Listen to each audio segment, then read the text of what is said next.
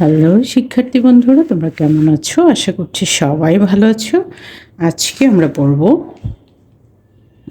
Kids grammar, অর্থাৎ যারা class 2 কিংবা 1-এ পড়ছো সবাই কী করবে, আজকে আর্টিকেল পড়বে। হ্যাঁ, তো আর্টিকেল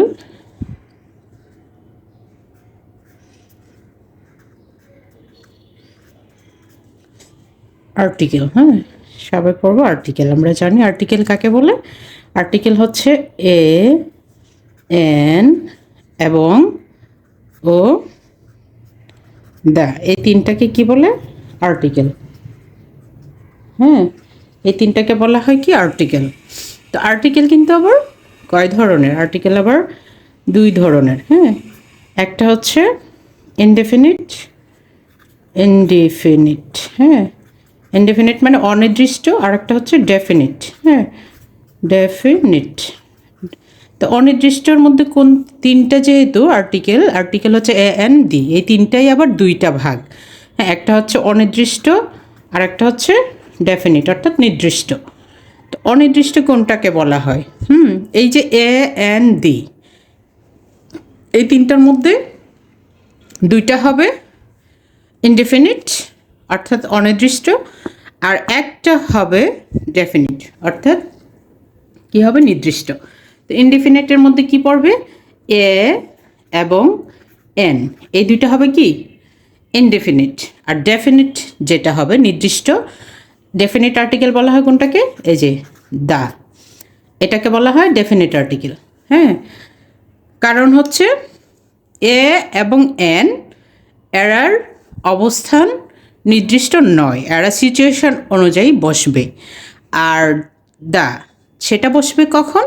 সেটা বসবে নির্দিষ্ট স্থানে, নির্দিষ্ট পজিশনে এবং নির্দিষ্ট করে কখন, যখন কোনো জিনিস বা বস্তুকে ইন্ডিকেট করবে তখন জাস্ট আমরা দা ইউজ করব। সো এটার অবস্থান হচ্ছে নির্দিষ্ট এবং এটার অবস্থান হচ্ছে অনির্দিষ্ট। হ্যাঁ, তাহলে আমরা এখন পড়ব যে কখন এ এবং এন বসে। কখন এ এবং এন বসে। তো কখন বসে আমরা জানি লেটার কয়টা? 26টা। হ্যাঁ, ইংলিশ লেটার হচ্ছে 26, এতটি। আর এর মধ্যে কিন্তু আমরা 5টি লেটার, যেটাকে আমরা বলি ভাওয়েল। হ্যাঁ, এই যে ভাওয়েল, ভাওয়েল কয়টি? 5টি। তাহলে কি থাকলো বাকি? 21টি। এটাকে বলা হবে কনসোনেন্ট। কনসোনেন্ট কোনটা? বাকি 21টি। হ্যাঁ, এই 5টা কি কি? এ, ই, আই, ও, ইউ, এই 5টা লেটার যাদেরকে বলা হয় ভাওয়েল। হ্যাঁ, এই যে এই 5টা লেটার যাদেরকে বলা হয় ভাওয়েল। আর কনসোনেন্ট তাহলে 26টা থেকে 5টা চলে গেলে থাকলো কয়টা? বাকি 21টা কনসোনেন্ট। এটা হচ্ছে কনসোনেন্ট। সো আমরা কি করব?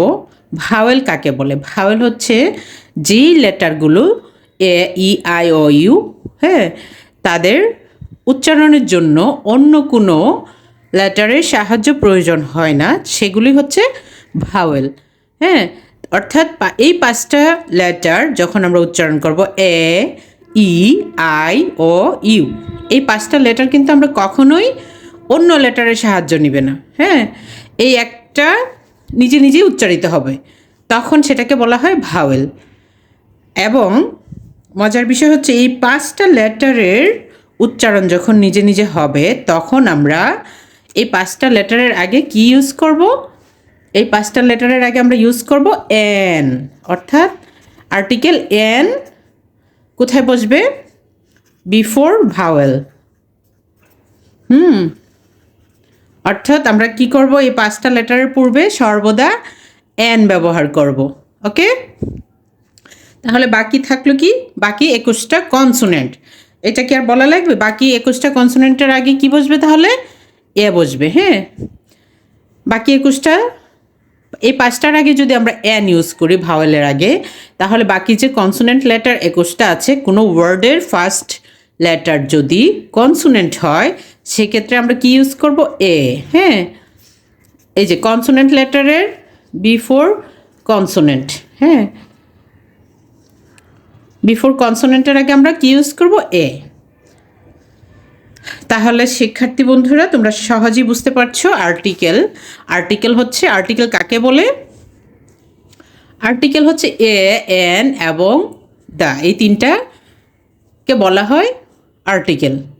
হ্যাঁ, আর্টিকেল আবার টু টাইপস, একটা হচ্ছে ইনডেফিনিট আর একটা হচ্ছে ডেফিনিট। ইনডেফিনিটটা হচ্ছে যেটা অনির্দিষ্ট, আর ডেফিনিটটা হচ্ছে যেটা নির্দিষ্ট।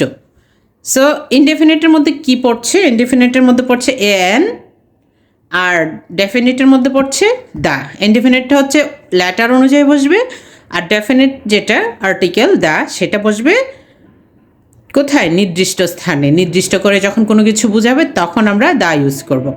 তার মধ্যে যদি আমরা এ এন এর ব্যবহার শিখতে চাই তাহলে আমাদের ইংলিশ লেটার 26টা যা আছে সেটা অনুযায়ী আমরা এ এন ব্যবহার করব। যেমন ইংলিশ লেটারে 5টা হচ্ছে vowel, A E I O U. এই 5টা লেটার যখন কোনো ওয়ার্ডের ফার্স্ট লেটার হবে দেন আমরা কি ইউজ করব? Article N. আবার যখন আমরা বাকি 21 লেটার কনসোনেন্ট হবে, কোনো ওয়ার্ডের ফার্স্ট লেটার কনসোনেন্ট হবে, তখন আমরা কি ব্যবহার করব? এ। ঠিক আছে, তাহলে আমরা এন এবং এর ব্যবহার বুঝতে পেরেছি। এটা হচ্ছে লেটার অনুযায়ী বসবে, ভাওয়েলের আগে বসবে এন এবং কনসোনেন্টের আগে বসবে এ। তাহলে আমরা আজকে এই পর্যন্তই পড়ব। নেক্সট ক্লাসে আমরা পড়ব ডেফিনিট আর্টিকেল এর বিস্তারিত আলোচনা। ওকে, তাহলে সবাই ভালো থেকো, সুস্থ থেকো। আল্লাহ হাফিজ।